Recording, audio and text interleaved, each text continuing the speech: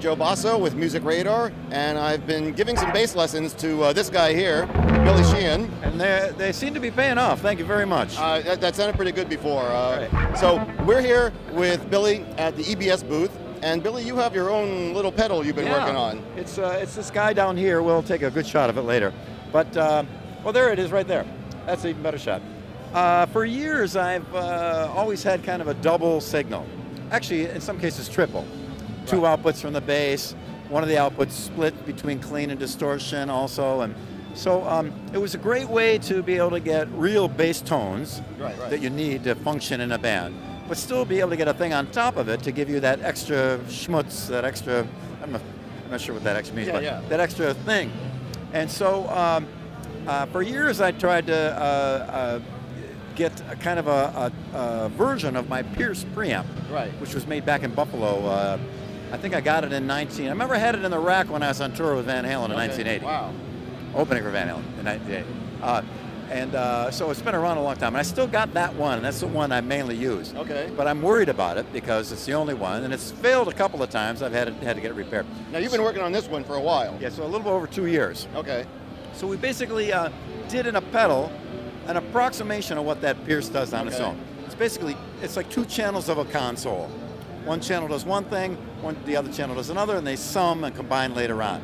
So that's kind of what we did here. Because you were telling me that sometimes when you get distortion, the bass goes away. Exactly. Yeah. That's the, it's most evident in Dance to the Music by Sly and the Family Stone. Okay, yeah. When suddenly Larry Graham kicks his distortion pedal and you hit it. You don't hear much low end because there's distortion on there. Now that's just kind of a anecdotal example of that. But in fact, any bass player knows. Basically, you need a big, fat, perfectly formed sine wave to get a lot of low end. Right. When you start mushing it up with clipping, it's no longer a big, fat sine wave, and you don't get that depth of low end that you get from when you hear a car stereo way off in the distance with that subwoofer. It's a sine wave traveling through space and time. So what did you do with EBS now to circumvent that? Well, we kept one channel. We split the signal into two complete separate paths. One channel is clean, and one channel has distortion on it. Now, the good thing about it is you can affect both of those independently with a little loop. You plug a tip ring sleeve 1/4-inch jack, and you got send and return. So on the clean, you can put compression, EQ, whatever else you want. On the distortion, you can put EQ or whatever, chorus or whatever else you want on it. So it gives you these two separate signal paths that combine later on. And that prevents you from losing the deep low end. And again, it approximates what the Pierce does. It doesn't exactly, but it's close enough that I love it. And it's supremely useful for a lot of bass players that are going for that, because sometimes they'll hear what I do, and I'll get all kinds of emails for months. Like, I'm doing that, but my band hates me because they can't earn any low end. I go, well, you gotta, here's what you do. And how do you do that? Can we hear some of this? Yeah, well, basically, I hear some low end in there too, but if I take the clean signal off, that's what you get when you distort bass. Pretty useless. I mean, you can maybe do a solo. Well, I can do that. I'm sure you can. But there's no low end. You need to power the drum, so you bring that clean channel back in.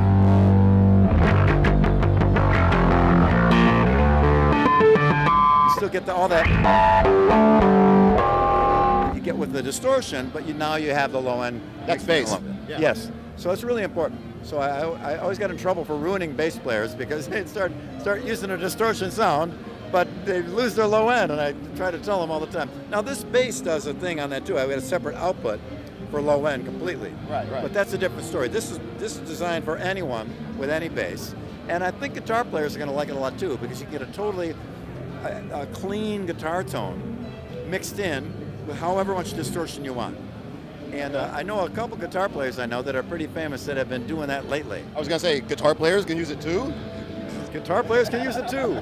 Will it core apple? It will core apple. So. Honeymooners. Exactly. Oh, yeah. Okay, good.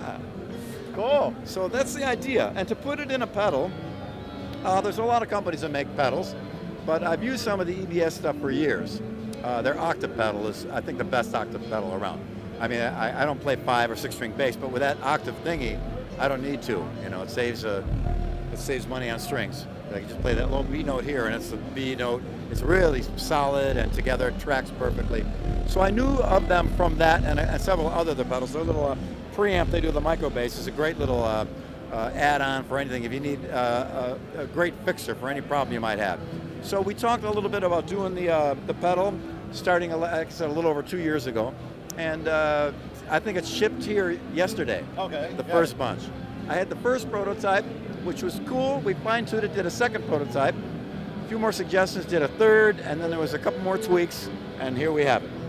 And is it good for spearfishing? No, but if you threw it hard enough, when the fish surfaced at the water and clonked him right on the head, you'll probably, but then you got to go in and get them, so that's a big pain in the ass. Okay, well thank you very much. My pleasure. We've been here with Billy Sheehan at the EBS booth, and it's the Billy Sheehan signature drawing pedal. And why don't you take us out with something? Like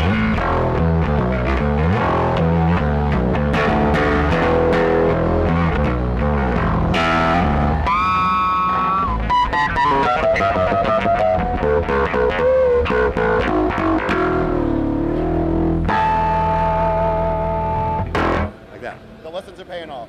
It's working.